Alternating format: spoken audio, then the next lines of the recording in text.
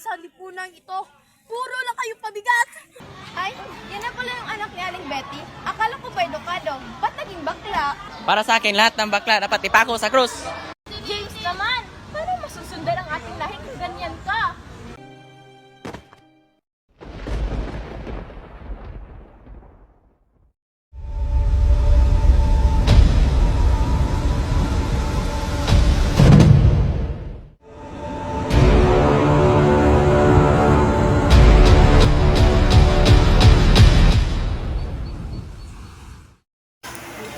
Ako ay isang lalaki lang, at dito nasimula ang ating kwento.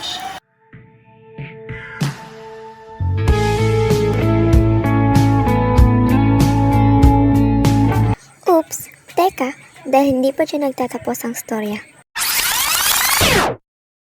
Siya na, hindi ko sinasadya. Ayos lang.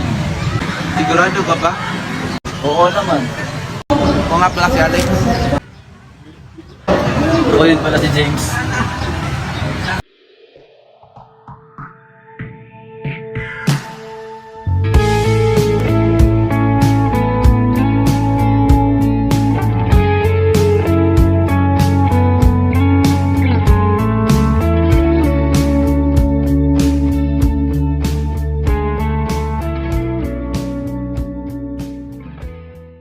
Alex, may gagawin ka ba yung araw? Wala naman din yung bakit. Tara, labas tayo. Total, araw naman ang puso ngayon. Sige, magbibihis muna ako.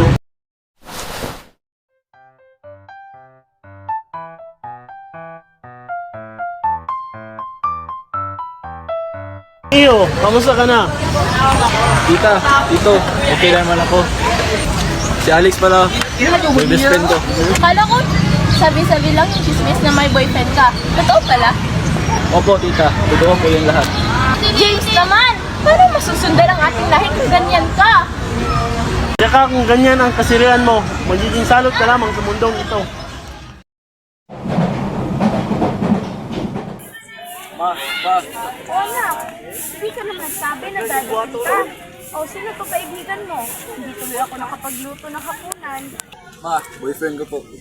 Ano? Nasisiraan ka na ba ng ulo? Hindi mo nga sinabi sa amin na bakla ka. Tapos ngayon, magdadala ka ng lalaki sa bahay. Hiwalayan mo yan. Wala kayong iaambag sa lipunan ito. Puro lang kayo pabigat. At ikaw! Ha? Ang kapal niya!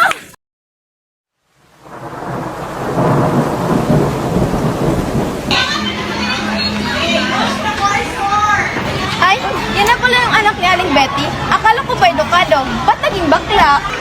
Oo nga, sinasabi niya ang mga natutunan niya. Masalo talaga sa lipunan ng mga bakla.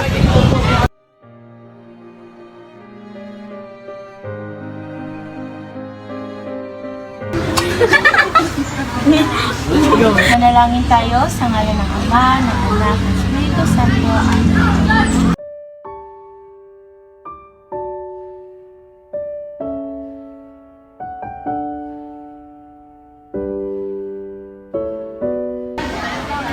Magandang araw po sa inyo. Maaari ko po ba kayong tanungin? Ano po yun? Magkarelasyon po ba kayong dalawa? Sana kayang magalit sa sasabihin ko ha, pero paano ko ba ito sasabihin sis?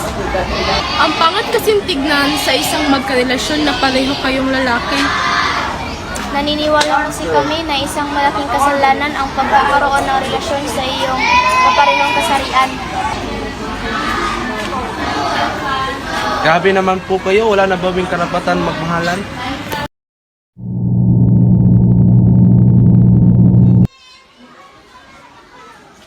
Alam niyo ba, kahapon, naisip ko lang na ang bawat tao ay basta-basta lang ng husga. Nangyari na sa isip ko para bang sinasabi nila na kami mga LGBTQ ay wala nang karapatan na magmahal. Parang alam ko na yan sinasabi nyo. Talaga mga tao ngayon ang hilig humusga. May solusyon ako dyan. Bakit kaya gumawa kayo ng programa para malaman lang na mali ang kanilang ginagawa? Sige.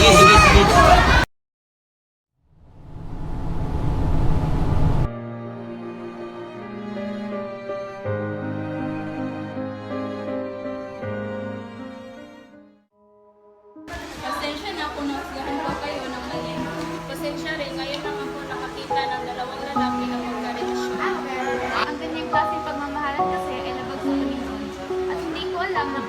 aking anak.